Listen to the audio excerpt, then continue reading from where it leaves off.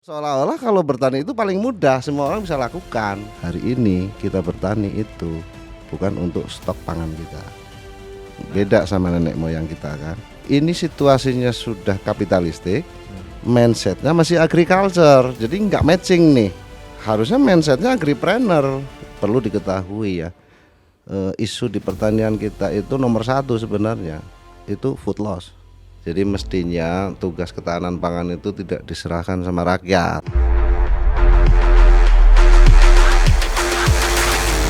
Halo sahabat OMB obrolan Mbak.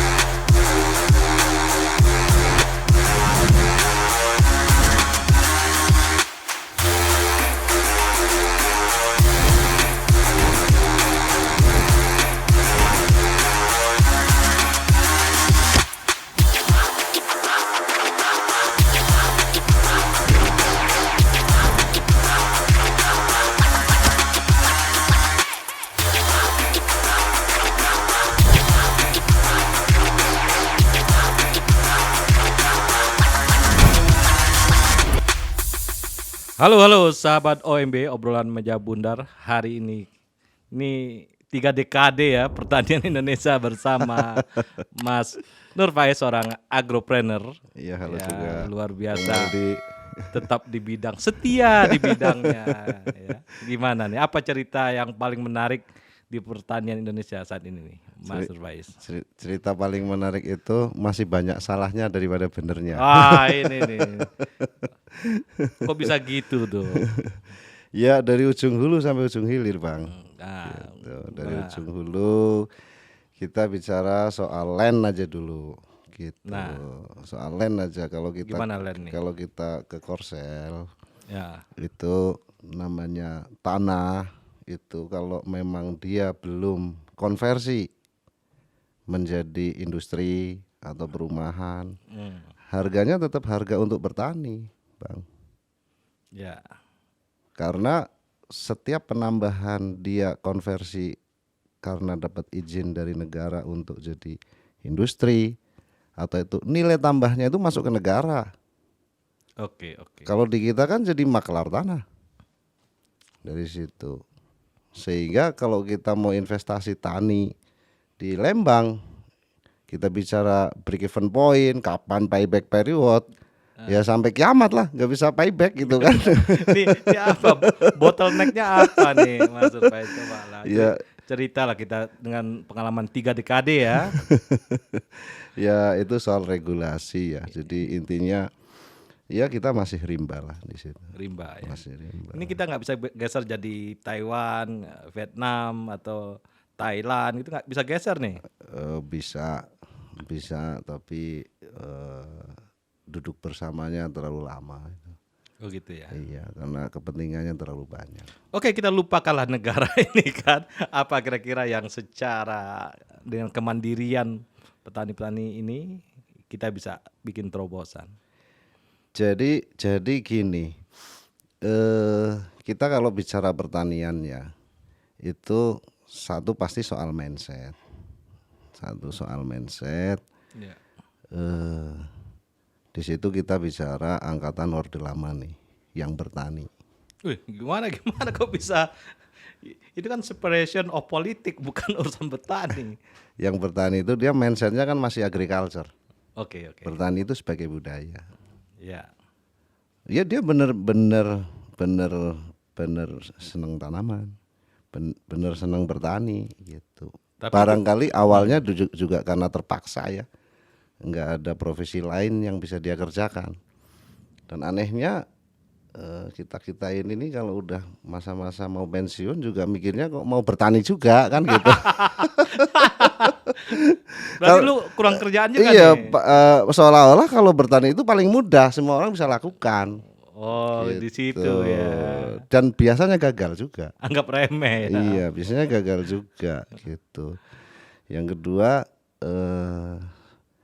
kita bicara hari ini kita bertani itu bukan untuk stok pangan kita. Beda sama nenek moyang kita kan. Ya. Kita bertani, misalkan kita nanam padi itu dia untuk cadangan makanan dia. Ya. lebihnya baru dia jual. Kalau sekarang kan sudah kapitalistik. Bertani itu memang untuk dijual, untuk trade ya, Ya, benar. 100%. Benar, Bung Faiz. Nah, kalau ini situasinya sudah kapitalistik, mindsetnya masih agriculture, jadi nggak matching nih. Harusnya mindsetnya agripreneur, ya dia harus paham pasar, gitu kan, fluktuasi harga, pasar ini segala macam, ya market driven lah. Kita bicara market driven di situ. Nah, mindset itu hanya bisa kalau kita melihat pertanian sebagai sebuah bisnis. Gitu. Di situ kita ngitung break even point, ngitung break even capacity, kan gitu toh. Nah, kita juga bicara statistik pasarnya bagaimana dan manageable. Nah, 70% mungkin ya hari ini orang-orang yang bertani kan knowledge itunya nggak ada. Ya. Jadi, apakah butuh model-model industrialisasi? Artinya kan petani kita kalau kita ukur dari punya tanah apa segala macam kan kecil-kecil ya. Nah, butuh penghela yang besar untuk di situ. Saya nggak ngerti apa teori-teori bahwa kalau di beberapa negara kalau kita amatin peran negaranya besar. betul. Thailand peran rajanya besar ya. Taiwan peran dari risetnya yang besar. Vietnam juga peran negaranya besar untuk masuk ke situ. Iya. Kan bisa tahu Indonesia punya formula sendiri, tidak ada negara ya punya peran di situ, yang punya peran adalah para agropreneur misalnya. Iya. Jadi kalau mindsetnya seperti itu kan berarti kita bicara skala ya. Kita bicara skala. Contoh. Kalau kita ngomong komoditi lah ini, komoditi yang sampai hari ini dianggap petaninya paling susah untuk sejahtera. Itu nanam padi misalkan. Ya, nanam padi itu iyalah. Nah, itu di situ satu smallholder farmer. Kemudian kalau kita bicara nih, kita di Kerawang aja itu ada 90.000 hektar lahan. Irigasi teknis sepanjang tahun. Keren Ya Kerawang kan? tuh. Artinya minimal 3 kali dia bisa panen lah. Iya, Kerawang keren. Ada yang bisa inovasi sampai 4 kali ya. Let's say 3 kali gitu ya. Hari ini itu tidak bisa. Kenapa? Tidak ada orang kerja di situ. Kenapa? Ya karena UMK Karawang nggak bisa nutup. Buruh taninya nggak ada. Buruh taninya nggak ada. Wih. Gitu. Jadi harus nungguin dari kabupaten lain yang mau jadi buruh tani ke situ. Kan biasa itu musiman tuh dari daerah-daerah lain ya. Indramayu ya. Iya dari daerah-daerah lain masuk ke situ gitu. Nah, itu hanya bisa kalau petani dalam tanda kutip land owner lah kalau bahasa saya, dia land owner. Itu tuh hamparan segitu luas. Itu dikelola dengan mekanisasi, kalau perlu pakai drone, pakai IoT segala macam kayak gitu. Itu masih mimpi kali Bung Faiz. Hari ini exercise itu sudah mulai. Udah ada ya? Sudah mulai. Ini petani milenial nih udah mulai. Iya. Jadi di situ muncul namanya service provider nih. Karena tenaga kerja nggak ada, muncullah service provider, kontraktor lah gitu. Iya. Dari nanam sampai panen dia kerjain. Tiap hari panen, tiap hari nanam, itu bisa terjadi. Gitu. Nah, terus si kontraktor ini dapat dari mana? Karena main teknologi, main efisiensi segala macam kayak gitu. Ya dia dapatnya dari situ. Misal panen yang biasa petani dapat 5 ton, dikerjakan dengan dia, dengan bibit bagus, dengan teknologi bagus, dengan ini kan precise ya, lebih precise ya. Kita nggak ngitung faktor alam ya, artinya karena di situ ada irigasi teknis. Itu bisa anggaplah panen 6 ton dia. Itu. Yang 6 ton selisih 1 ton itu dibagi sama petani land owner ini. Jadi petaninya juga pendapatan naik, dia nggak perlu kerja, gitu. Biaya untuk ngurusnya lebih murah, gitu. Kemudian masih ada selisih, kemudian si service provider dapat dari selisih harga itu. Jadi ketika kebijakan itu kosong, teknologi bisa masuk. Teknologi bisa masuk. Itu. Kemudian perlu diketahui ya. Isu di pertanian kita itu nomor 1 sebenarnya itu food loss, Bang. Kok food loss? Food loss itu kalau di negara-negara maju itu food waste ya. Ya, food waste. Food waste. Artinya restoran jam 11 tutup, jam 10 begitu mau tutup masih ada makanan anget-anget, ya dia harus buang karena dia nggak simpan untuk besoknya. Itu namanya food waste. Food waste. Kalau di kita food loss 30%. Gede banget. 30%. Jadi orang ngomong productivity, padahal benerin cara kerja itu dari anggaplah dari handling pasca panen aja Ya. itu sudah efisiensi gitu, sampai logistik lah ya, pengangkutan ke tempat itu lah. Ini 30% ya. 30% food lossnya. Isu kita masih di situ. Padahal marginnya segitu juga. Marginnya nggak lebih dari itu. Ya, gila-gila Artinya kalau kita mampu melakukan efisiensi 10% itu jadi profit. Ya benar lu. Itu jadi profit kita. Ya. Gitu. Nah, saya kira anak muda kalau mau masuk, ia harus melihat itunya gitu. Jangan dengan mindset agriculture. Gitu. Hari ini toolsnya lengkap loh. Tahun 2019 aku ikut konferensi internasional Precise Farming, 20 negara hadir. Itu. Mereka itu sudah siap semuanya untuk mengakui sisi lain kita loh ini. Gitu. Kalau artinya begini. Kalau sudah nggak ada lagi yang bisa ngerjain, mereka tuh udah siap masuk. Ini kan kita nih negara tropis, food safety Iya, apa segala macam number one lah ya. Iya, number one harusnya. Harusnya. Iya. Tapi saya kira kita tetap harus optimis ya ke depan, ketika ada model-model bisnis di pertanian seperti itu, pasti anak muda akan masuk ke situ. Akan masuk. Ya. Iya, jadi kita nggak bisa ngandelin orang tua ini, Bung. Gitu. Tapi saya optimis sama anak muda. Gitu. Beberapa sektor sudah masuk ya, kita bicara. Coba contoh-contoh dulu nih, contoh konkret-konkret udah masuk di mana aja nih? Ya kita bisa di fishery ya, di fishery udah masuk. Gitu. Di daerah mana? Di kita kan ada juga ya, ada juga pengusaha bagus di situ. Pangandaran? Ya, startup ini segala macam yang bermain di tambak udang segala macam itu udah bagus tuh. Ya. Nah pelan-pelan mungkin akan masuk ke yang lain-lain ya, kayak lele, kayak apa segala macam itu. Pertanian ini ada di tangan anak muda. Ada di tangan anak muda, pasti itu. Pasti itu ya. Pasti, karena kalau sekarang pemerintah itu masih ada program pembinaan petani, pemberdayaan petani ini segala macam, itu sia-sia, Bung. Gitu. Karena mindsetnya yang harus dirubah, bukan teknikal, bukan apa gitu. Mindsetnya, ya lebih baik kita membangun anak muda yang siap dengan mindset yang jelas gitu.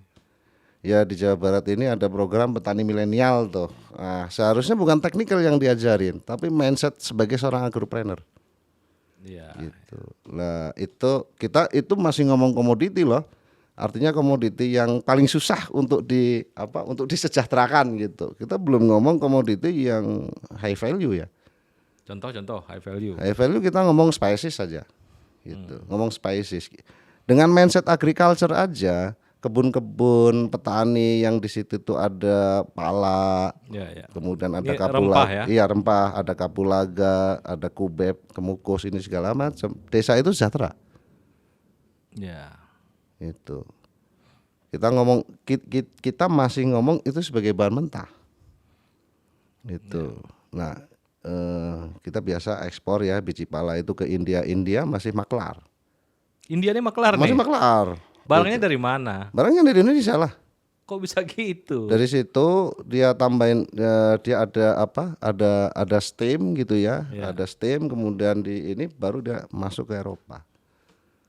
Eropa diterima nih barang India nih. Eropa diterima barang India. Kalau kita masuk sendiri belum bisa itu. Nah, karena di kita paling simpel lah itu. Paling simpel kita itu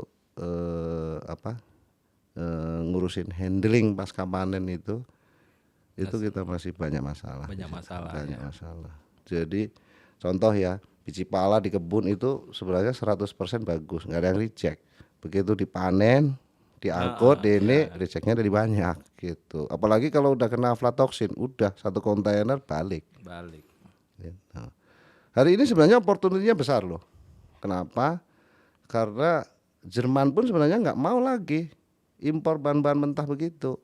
Kalau kita bisa ngerjain intermediate prosesnya itu dengan teknologi ekstraksi ya. Ya. Kawan kita juga sudah ada yang main di situ pakai super critical itu pakai tekanan 76 bar ya di Ya, 38 ya.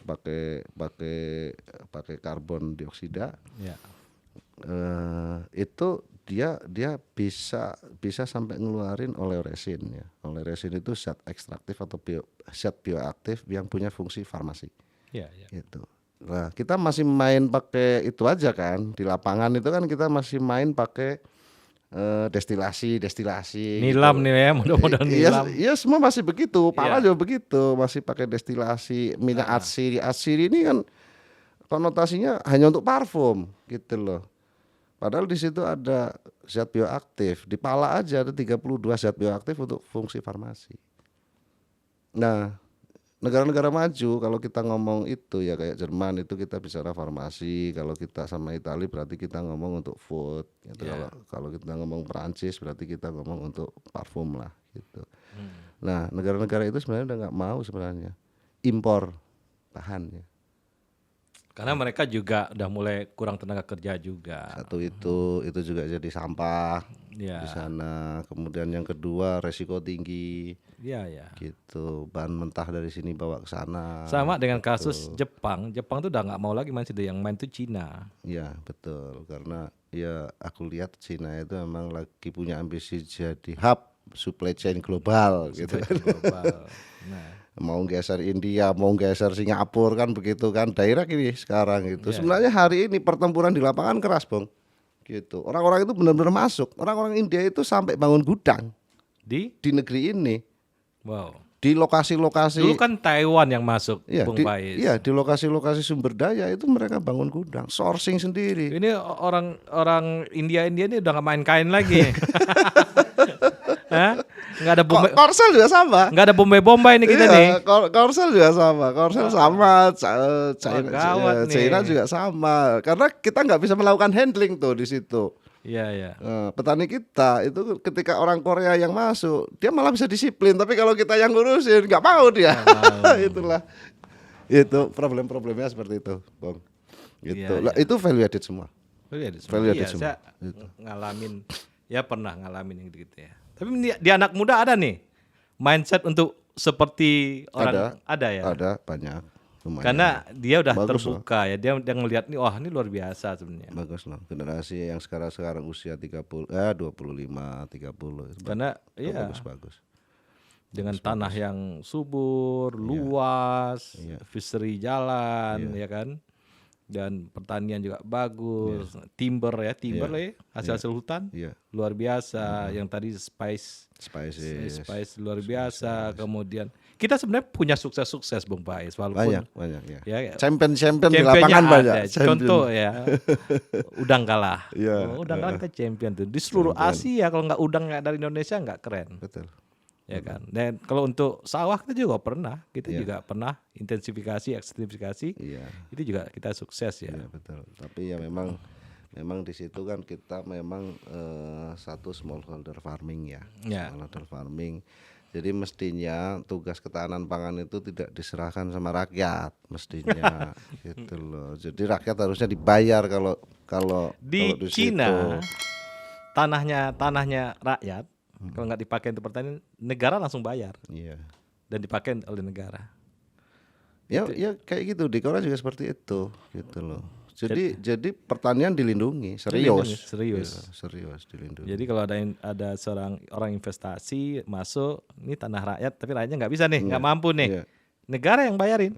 Ya coba aja Bung Meldi sekarang di Lembang beli tanah buat nanam bawang daun kan nggak mungkin balik modal kan gitu. Mabok, Karena harganya udah harga villa kan di sana. bikin kafe, Bikin kafe begitu. hotel gitu ya. Nah itu tidak terjadi di Korsel Bung. Ya saya juga Tidak ngelihat ya, terjadi. kayak Taiwan itu kan juga indah-indah juga Iya. ya. Di Jepang juga indah-indah juga.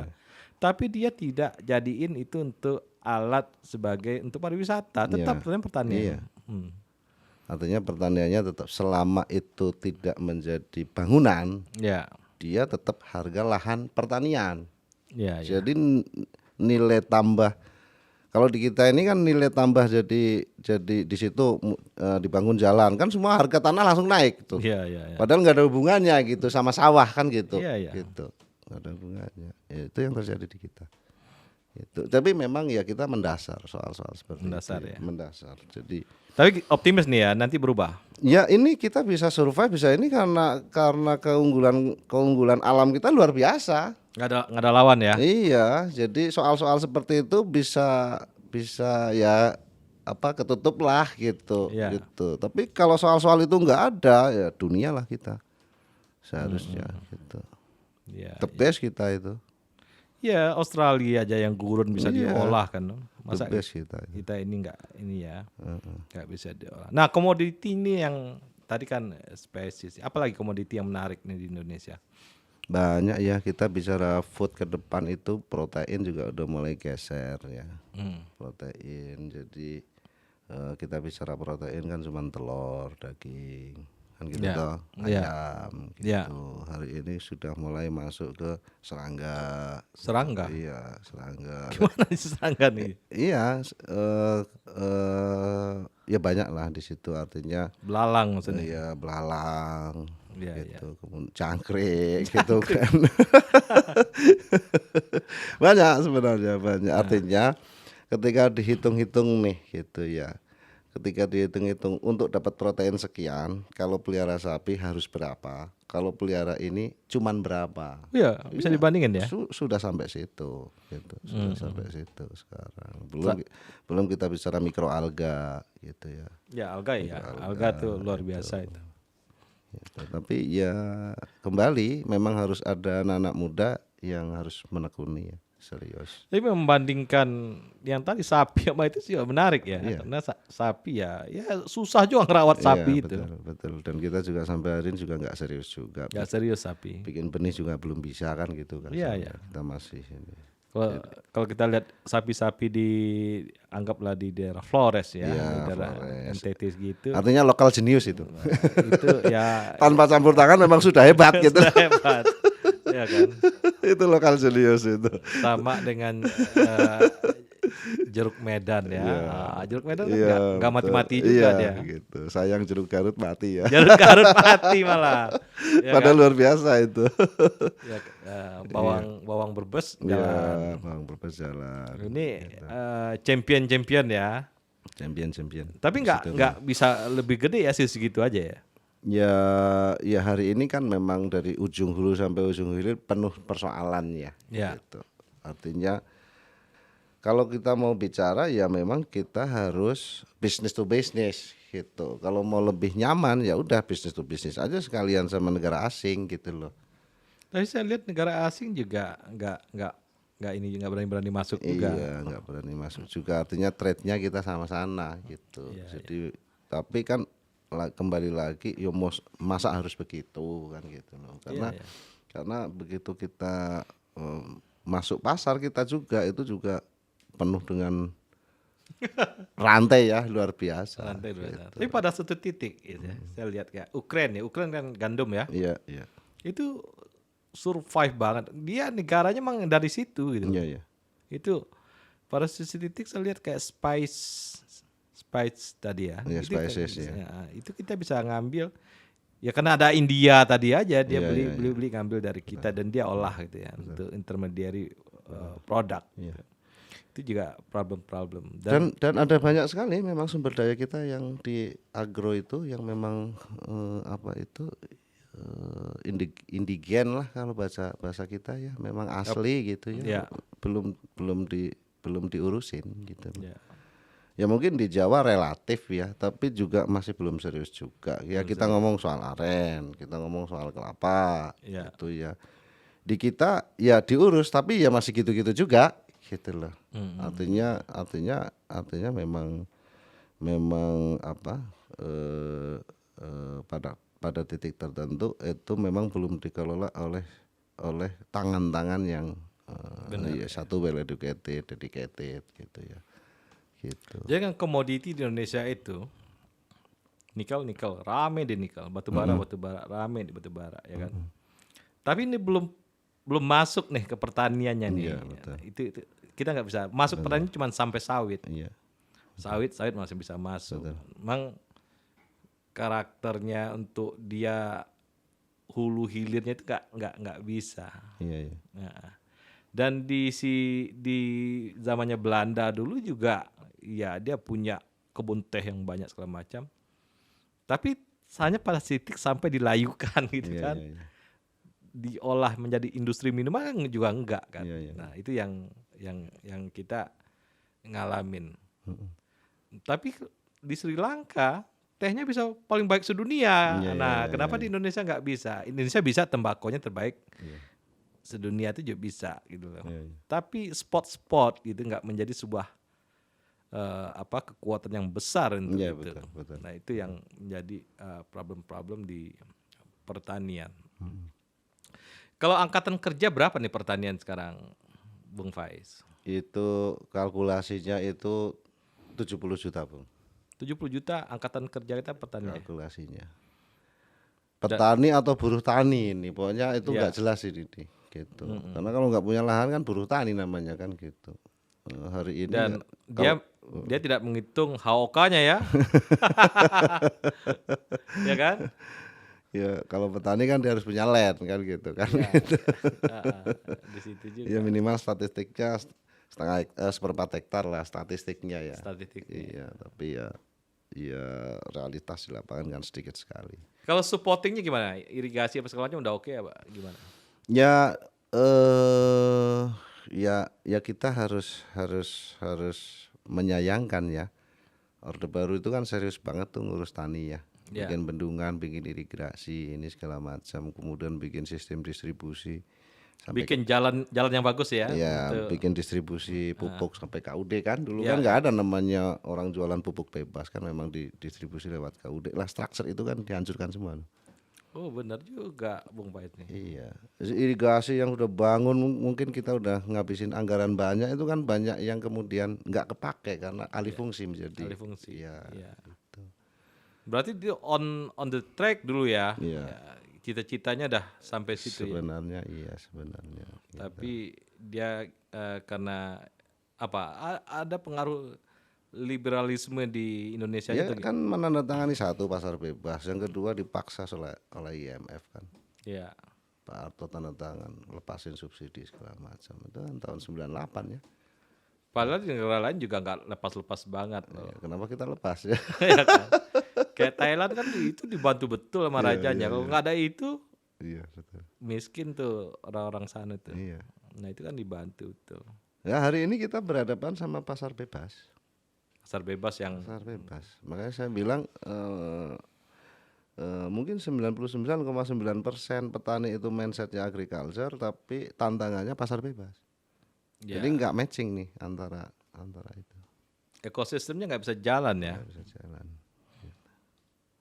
Ya. Jadi hulu hilirnya juga hulu hilirnya juga bukan tidak tertata, tapi saling memangsa di situ. Dan biasanya petani yang jadi korban. Faktor-faktor besar. perubahan iklim terjadi nggak? Saya kira Indonesia ada sih perubahan iklim, Ada, tapi nggak sebesar di luar Iya. kan. Artinya sebenarnya kita ngomong gagal panen juga nggak sering-sering amat kan Ya. gitu. Ya kan? Ya biasa-biasa aja gitu loh. Iya. Ya ada tapi nggak sering-sering Nggak amat sering-sering dan amat. nggak fatal gitu Kayak ya. Pakistan banjir gitu ya, setengah negara. Dan nggak fatal gitu, nggak fatal itu artinya seluruh Indonesia hancur gitu kan, nggak ada Nggak kita ada, ya. itu. Gitu. Ya. Berarti emang manajeble nggak manajeble. Bisa memanage atau enggak sebenarnya persoalannya di situ. Nah, gitu. Nah, dari agropreneurnya gimana? Ada udah mulai ini kayaknya bikin HIPMI pertanian sendiri atau apa Kadin Pertanian ya? Ini kan nggak terjadi juga. Ekosistem pertanian nggak terjadi di tingkat pengusaha, nggak terjadi ya, di tingkat para eksportir juga. Tapi kalau saya lihat eksportir kopi misalnya Iya. di Lampung, boleh-boleh juga Bagus, tuh, bagus mereka. Bagus. Ah, ah. Bagus. Nah, gimana tuh? Replikasinya gimana? Ya itu begini ya. Yang saya tahu ya kayak Bengkulu nih. Ya memang dia itu potensially memang sudah begitu gitu loh. Artinya kayak Jawa Barat nih, kita ngomong-ngomong soal nanam kopi kan belum lama tuh. Ya, Awal tahun 2000 aja belum lah kasarnya begitu. ya. Kemudian ada program nanam kopi ini segala macam ya. Ramenya di hilir. Gitu.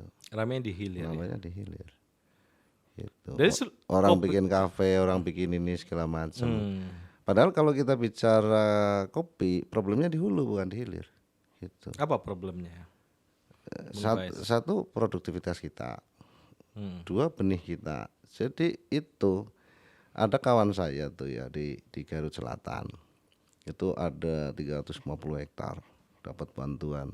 Ya. Benih ini segala macam. Rupanya benih ya ini ada 11 macam gitu loh. Jadi panennya tuh macam-macam. Padahal dia sudah ekspektasi ini mau buat ekspor nih, dia hitung-hitungannya dia ya 350 ton ini segala macam. Let's say lah 1 bulan sekali 1 kontainer gitu. Tapi kan ada pembibitan di Banaran misalnya. Ya tapi kalau model pendekatannya project kan berbeda. Oh, project ya. Benihnya ya asal ada kan. Asal ada. Gitu karena waktu ini segala macam kan gitu, anggaran turun harus ada gitu. Nah, model-model seperti itu yang justru nyusahin kita aslinya. Artinya kalau membangun sesuatu itu nggak bisa gitu loh, pendekatannya sotem-sotem begitu gitu loh. Iya. Ini gagalnya dari perencanaan. Ya dari ujung hulu sampai hilir lah jadinya. Kalau perencanaan gagal ya gagal aja kan. Ya habis itu dikasih bantuan mesinnya nggak bisa dipakai juga. Nah ini nih. Dijual nggak bisa gitu kan. Karena itu bantuan kan. Sama aja jual aset negara kan gitu. Masalah kan gitu. Iya. Bantuan. Sama lah di Jawa Tengah juga begitu. Namanya petani gula semut dapat bantuan banyak sekali. Iya, jadiin program pemerintah. Iya, tapi nggak jalan. Tapi kan dia ya short time gitu ya. Habis itu setelah itu hilang juga. Dan malah ganggu pemain existing yang bener survive, yang bener gitu loh maksudnya. Nah, gitu. agropreneur yang jernih untuk masuk ke situ udah mulai kelihatan. Banyak ya mulai kelihatan.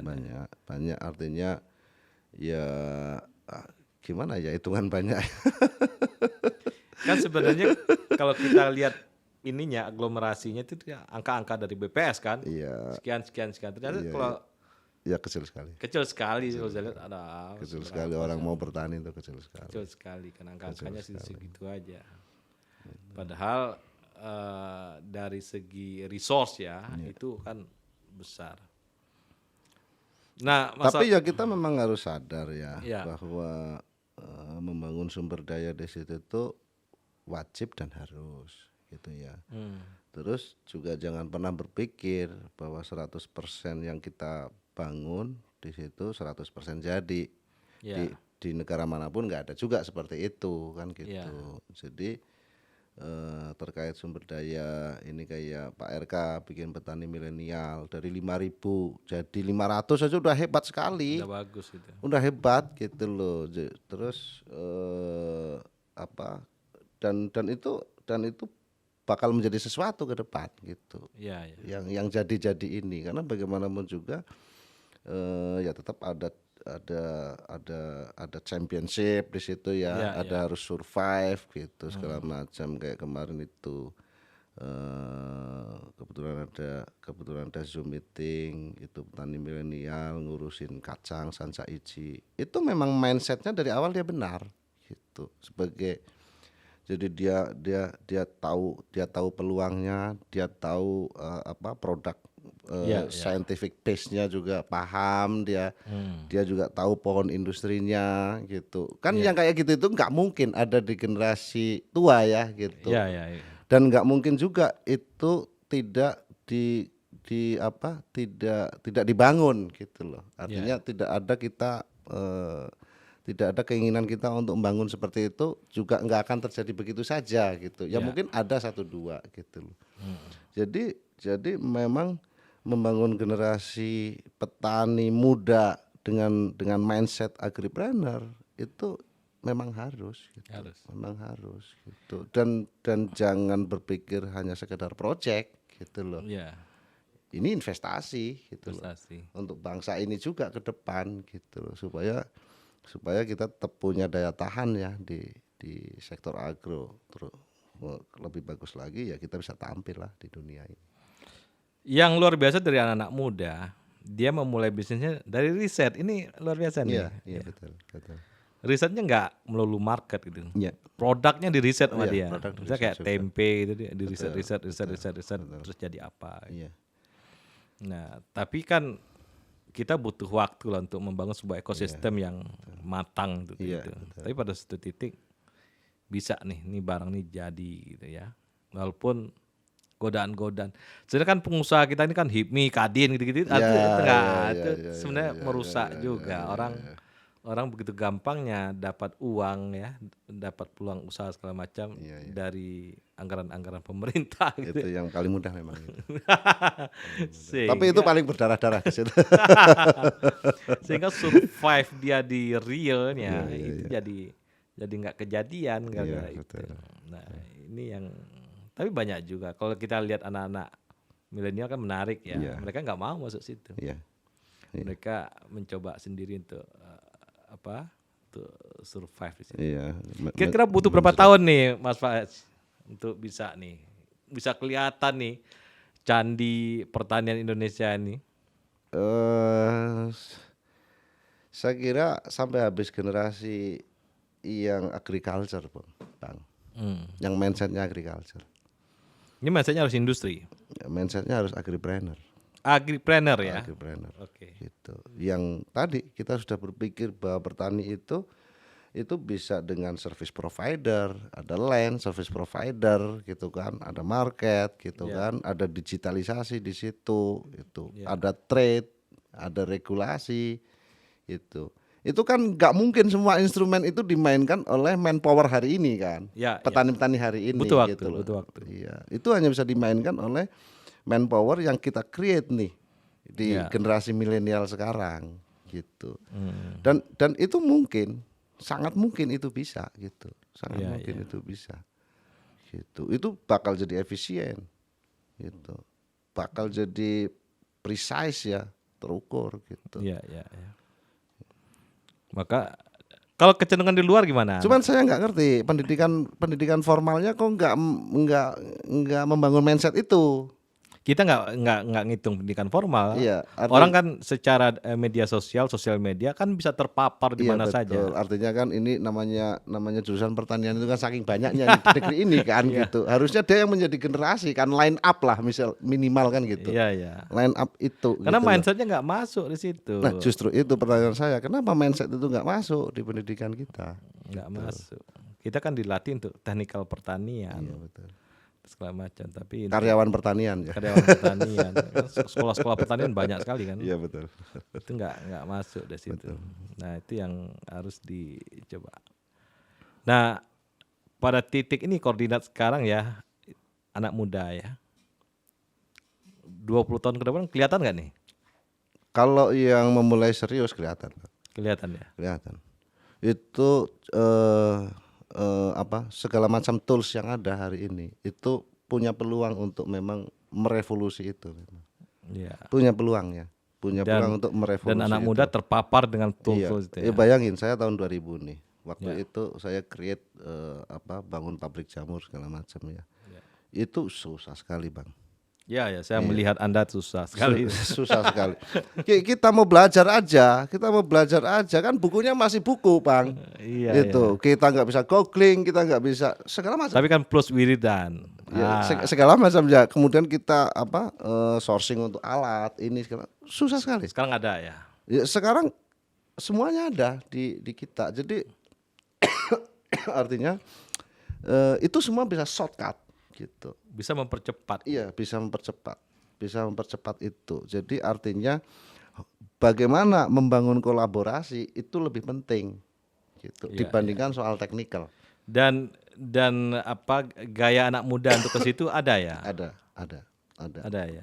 Mereka punya karakter problem solver.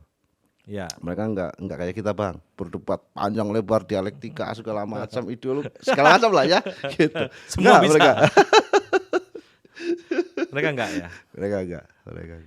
Mereka ngelihat nih gua asiknya ngerjain ini Ya, nih. ya aku diskusi sama mereka ya, mereka udah pakai bisnis canvas gitu kan, Iya, design thinking gitu kan BMC gitu, ya, pakai segala macam lah gitu kan, yang semuanya itu apa arahnya how to solve gitu aja kan Iya, gitu. iya, iya. Ini ini ada soal nih gitu kan gitu, bagaimana menyelesaikannya, bagaimana modelnya, bagaimana prosesnya, bispronya, bagaimana model bisnisnya dan segala macam. Ya kayak Diskusinya begitu. anak muda kita yang bikin Indomie, bukan mie yang organik yang Ya, apa milik lupa namanya. Itu menunjukkan ini suatu saat pangan kita juga berubah, iya betul ya kan? betul. Dan juga ada yang mencoba mengotak-atik tempe Iya, segala macam segala macam. dengan Terus jangan-jangan generasi ke depan juga nggak terlalu tergantung juga sama beras kan begitu? Nggak kayak kita. ya, ya, ya. Ini ada sebuah kalau di sastra tuh kan ada angkatan 45-an, Iya. ya angkatan ya pujangga baru segala macam. Ini ada nih di pertanian Iya, ada nih. Iya, iya. Artinya apa? Artinya satu tentu saja ya pasti ada pergeseran apa yang kita makan, pergeseran apa? Pergeseran kebutuhan ya. Ya, ya. Itu. Dan itu saya kira sebenarnya sudah revolutif ya menurut saya Bang ya. Ya. Dari sebelum era handphone, smartphone ini segala macam ya tahun 2000 aja lah kita bicara, gak usah tahun yang lebih dulu ya. Ya. Ke sekarang itu luar biasa sekali. Jadi kita menunggu angkatan tani Indonesia baru nih Iya, ya. kira-kira begitu. Angkatan tani Indonesia baru yang membangun bangsa Iya, ini. Ya. nggak pakai ideologi tapi pakai mindset. Tidak pakai ideologi Tidak ya. pakai ideologi. Tidak pakai ideologi. Tidak pakai ideologi. Tapi mereka itu follow the market, follow the money, market driven juga. Market driven juga. Gitu. Dan create, mereka create gitu. Ya, ya. Create produk, create ini macam-macam itu. Macam-macam. Iya, luar biasa itu. Walaupun kadang-kadang pas sudah jadi dimakan juga mau kapitalis lama kan. Ini nih. Tapi itu juga generasi lama ya. Generasi lama. Sebentar lagi juga habis juga. Habis ya. Ya, ya. Ya karena generasi barunya juga punya pola pikir yang sama juga. Toh gitu. orang kayak Semarang cuman ya 2 generasi hilang ya. Padahal tuh orang ya terkaya di dunia. Ya anak mudanya juga kayak anak milenial juga sama sekarang Ya, itu. ya. Mereka juga melakukan praktek-praktek yang tidak setradisional yang dulu sama aja. Sama gitu. aja ya. Iya. Gitu. Oke, jadi angkatan tani baru Ya Indonesia. mudah-mudahan 2050 lah, bener. Benar ya. Iya, mudah-mudahan. Ini Insya akan Allah Bang. terjadi. Sahabat OMB, itulah obrolan kita sama Mas Nur Faiz ya, dan luar biasa tentang tani Indonesia berada di angkatan muda Indonesia. Inilah Nur Faiz. Terima kasih.